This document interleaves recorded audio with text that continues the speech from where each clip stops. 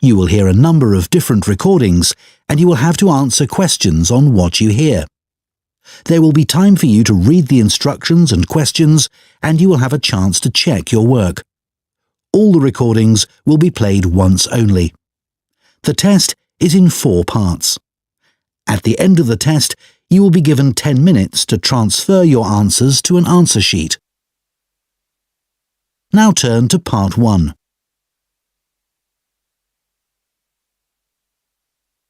Part 1. You will hear an interview with a woman who is doing a survey on transport. First, you have some time to look at questions 1 to 5.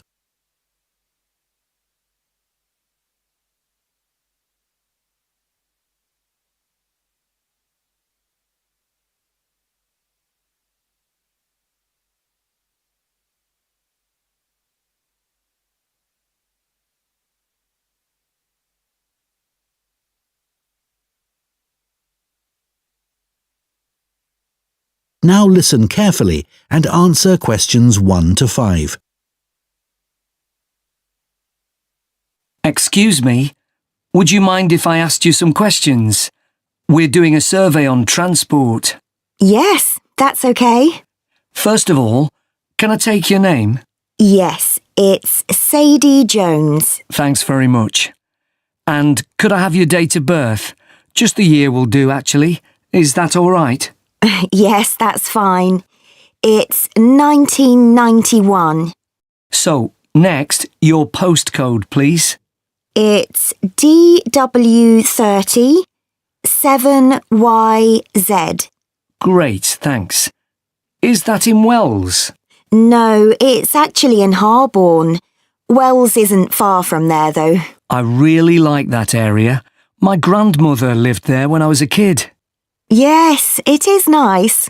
Right, so now I want to ask you some questions about how you travelled here today. Did you use public transport? Yes, I came by bus. OK, and that was today. It's the 24th of April, isn't it? Isn't it the 25th? No, actually, you're right. And what was the reason for your trip today? I can see you've got some shopping with you. Yes, I did some shopping, but the main reason I came here was to go to the dentist. That's not much fun. Hope it was nothing serious. No, it was just a checkup. It's fine. Good. Do you normally travel by bus into the city centre? Yes, I stopped driving in ages ago because parking was so difficult to find. And it costs so much. I see. The bus is much more convenient too. It only takes about 30 minutes. That's good. So where did you start your journey? At the bus stop on Claxby Street. Is that CLAXBY? That's right.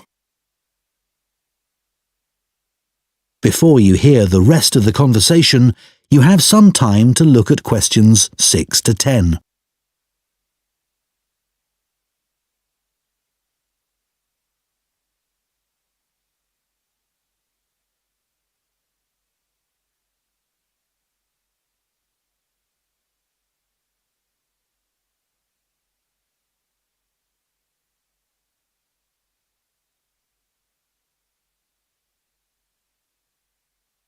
Now listen and answer questions 6 to 10.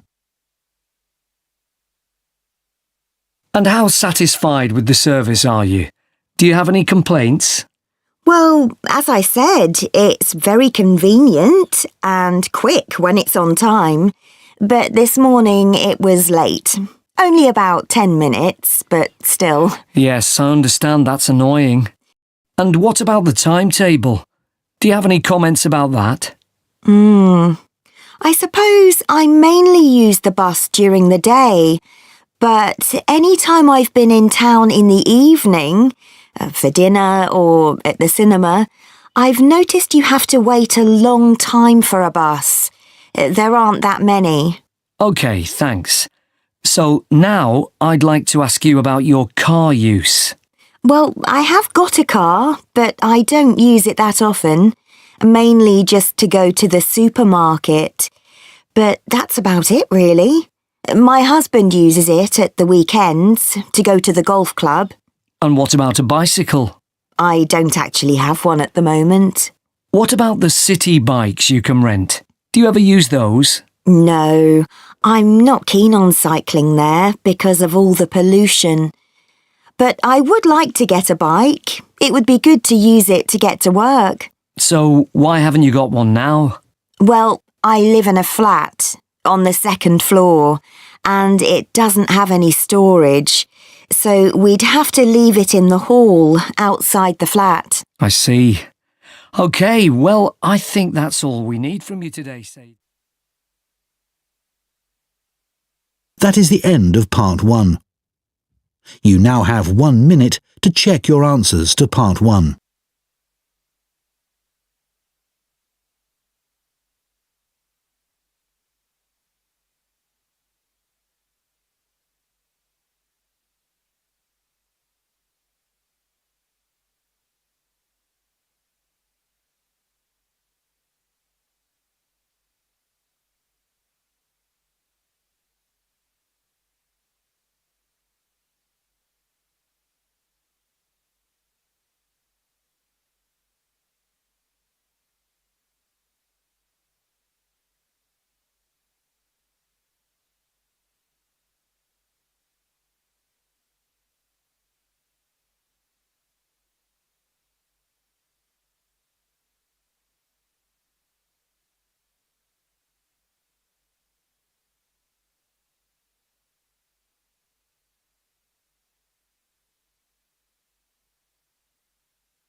Part 2. You will hear a woman speaking to a group of people who are interested in becoming volunteers for an organisation called ACE. First, you have some time to look at questions 11 to 15.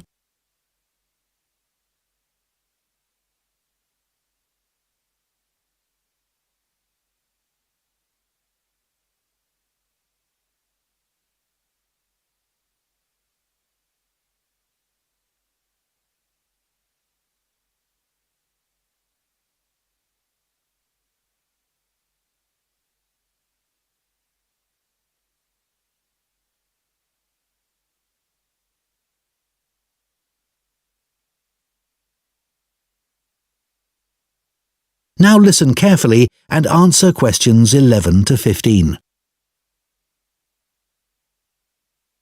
Good evening, everyone. Let me start by welcoming you all to this talk and thanking you for taking the time to consider joining ACE Voluntary Organisation. ACE offers support to people and services in the local area, and we're now looking for more volunteers to help us do this. By the way, I hope you're all comfortable. We have brought in extra seats so that no one has to stand, but it does mean that the people at the back of the room may be a bit squashed. We'll only be here for about half an hour, so hopefully that's okay. One of the first questions we're often asked is how old you need to be to volunteer. Well, you can be as young as 16, or you can be 60 or over. It all depends on what type of voluntary work you want to do. Other considerations, such as reliability, are crucial in voluntary work, and age isn't related to these in our experience. Another question we get asked relates to training. Well, there's plenty of that, and it's all face-to-face. What's more, training doesn't end when you start working for us. It takes place before, during and after periods of work. Often it's run by other experienced volunteers, as managers tend to prefer to get on with other things. Now, I would ask you to consider a couple of important issues before you decide to apply for voluntary work. We don't worry about why you want to be a volunteer. People have many different reasons that range from getting work experience to just doing something they've always wanted to do. But it is critical that you have enough hours in the day for whatever role we agree is suitable for you. If being a volunteer becomes stressful, then it's best not to do it at all. You may think that your income is important, but we don't ask about that.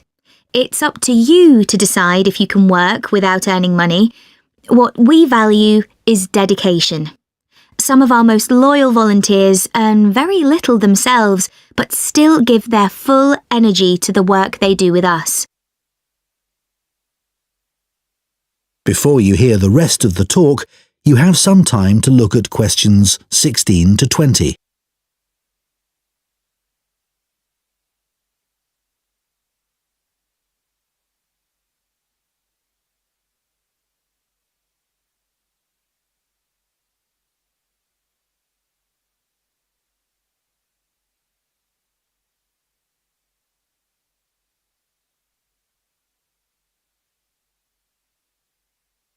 Now listen and answer questions 16 to 20.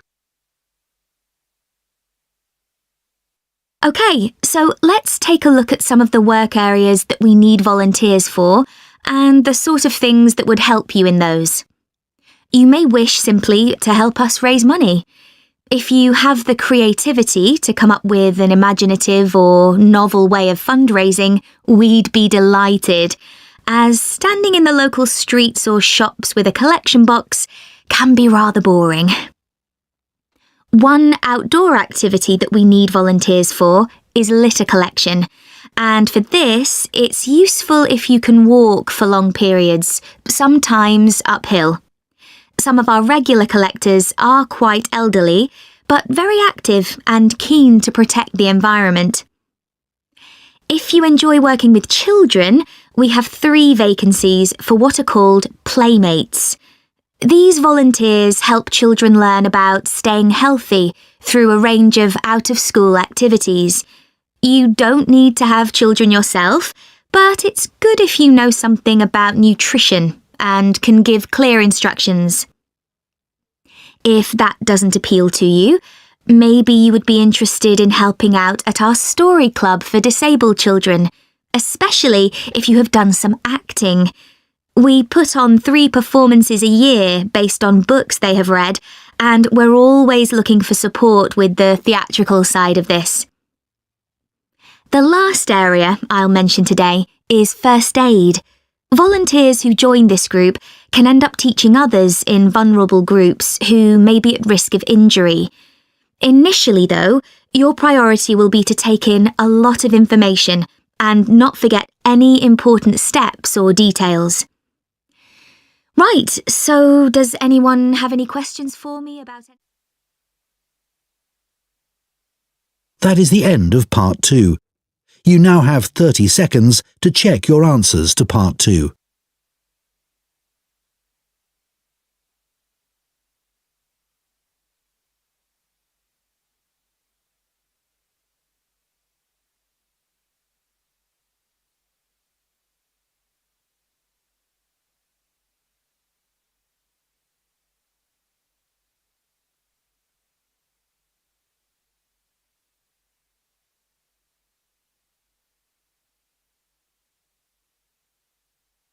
Part 3. You will hear 2 students called Hugo and Chantal discussing a talk they have just attended at the start of their course in fashion design. First, you have some time to look at questions 21 to 26.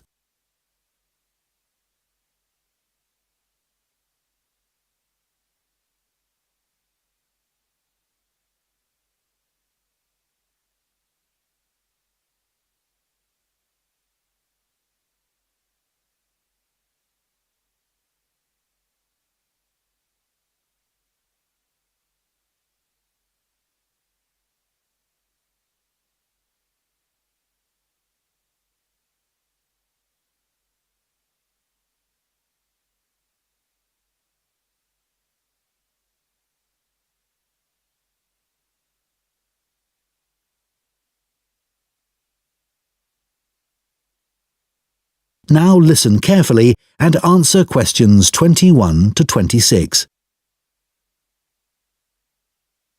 Hi, Chantal. What did you think of the talk then? Hi, Hugo. I thought it was good once I'd moved seats. Oh, were the people beside you chatting or something? It wasn't that. I went early so that I'd get a seat and not have to stand. But then this guy sat right in front of me and he was so tall. It's hard to see through people's heads, isn't it? Impossible. Anyway, to answer your question, I thought it was really interesting, especially what the speaker said about the job market. Me too. I mean, we know we're going into a really competitive field, so it's obvious that we may struggle to get work. That's right.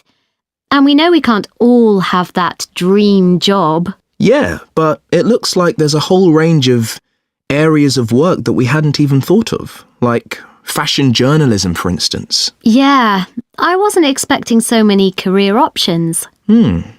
Overall, she had quite a strong message, didn't she? She did. She kept saying things like, I know you all think this, but... And then she'd tell us how it really is. Perhaps she thinks students are a bit narrow-minded about the industry. It was a bit harsh, though. We know it's a tough industry. Yeah, and we're only first years after all. We've got a lot to learn. Exactly. Do you think our secondary school education should have been more career-focused? Well, we had numerous talks on careers, which was good, but none of them were very inspiring. They could have asked more people like today's speaker to talk to us. I agree. We were told about lots of different careers, just when we needed to be, but not by the experts who really know stuff. So, did today's talk influence your thoughts on what career you'd like to take up in the future? Well, I promised myself that I'd go through this course and keep an open mind till the end. But I think it's better to pick an area of the industry now and then aim to get better and better at it. Well, I think we'll just have to differ on that issue. One thing's for certain, though. From what she said, we'll be unpaid assistants in the industry for quite a long time. I'm prepared for that. Aren't you? Actually, I'm not going to accept that view. Really? But she knows it's the case, and everyone else says the same. That doesn't mean it has to be true for me. Okay, well, I hope you're right. Before you hear the rest of the discussion, you have some time to look at questions 27 to 30.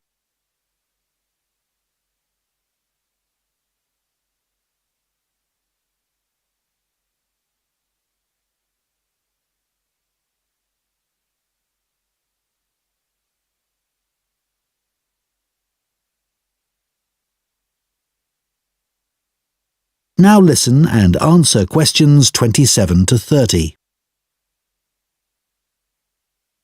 I thought the speaker's account of her first job was fascinating. Yeah. She admitted she was lucky to get work being a personal dresser for a musician. She didn't even apply for the job, and there she was getting paid to choose all his clothes. It must have felt amazing. Though she said all she was looking for back then was experience, not financial reward. And then he was so mean, telling her she was more interested in her own appearance than his. But she did realise he was right about that, which really made me think. I'm always considering my own clothes, but now I can see you should be focusing on your client. She obviously regretted losing the job. Well, as she said, she should have hidden her negative feelings about him, but she didn't. It was really brave the way she picked herself up and took that job in retail. Fancy working in a shop after that? Yeah, well, she recommended we all do it at some point. I guess, as a designer, you'd get to find out some useful information, like how big or small the average shopper is. I think that's an issue for manufacturers, not designers. However, it would be useful to know if there's a gap in the market, you know? An item that no one's stocking, but that consumers are looking for. Yeah, people don't give up searching. They also take things back to the store if they aren't right. Yeah. Imagine you worked in an expensive shop and you found out the garments sold there were being returned because they fell apart in the wash. Yeah, it would be good to know that kind of thing. Yeah. That is the end of part 3. You now have 30 seconds to check your answers to part 3.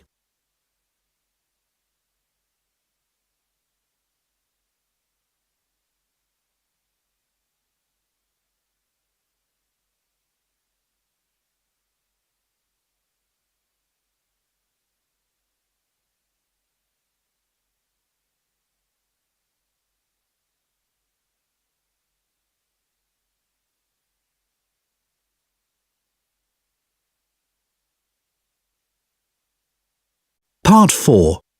You will hear a zoology student giving a presentation on the process of moving wild elephants to a new reserve, known as translocation. First, you have some time to look at questions 31 to 40.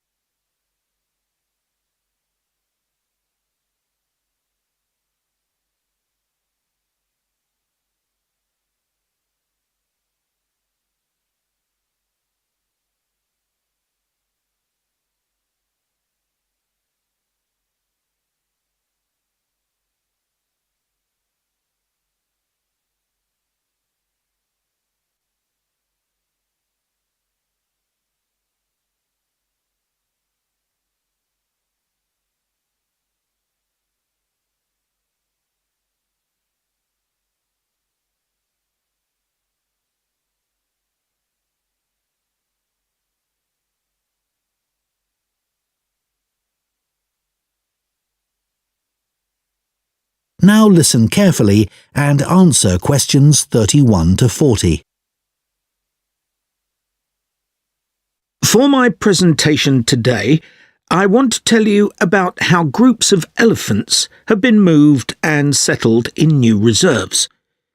This is known as translocation and has been carried out in Malawi in Africa in recent years. The reason this is being done is because of overpopulation of elephants in some areas. Overpopulation is a good problem to have, and not one we tend to hear about very often. In Malawi's Majeti National Park, the elephant population had been wiped out by poachers, who killed the elephants for their ivory. But in 2003, the park was restocked, and effective law enforcement was introduced. Since then, not a single elephant has been poached. In this safe environment, the elephant population boomed. Breeding went so well that there were more elephants than the park could support. This led to a number of problems. Firstly, there was more competition for food, which meant that some elephants were suffering from hunger.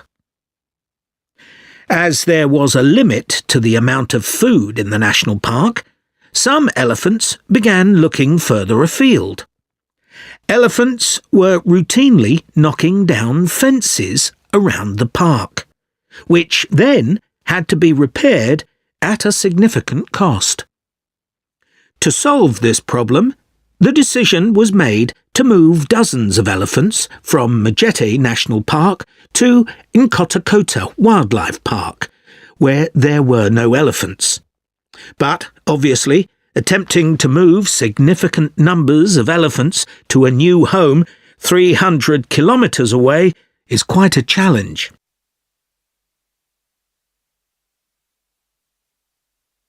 So, how did this translocation process work in practice?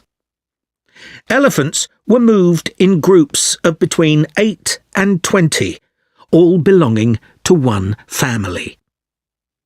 Because relationships are very important to elephants, they all had to be moved at the same time.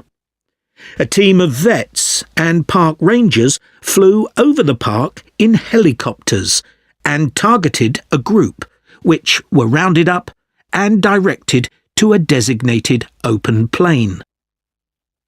The vets then used darts to immobilise the elephants. This was a tricky manoeuvre, as they not only had to select the right dose of tranquilizer for different-sized elephants, but they had to dart the elephants as they were running around. This also had to be done as quickly as possible, so as to minimise the stress caused.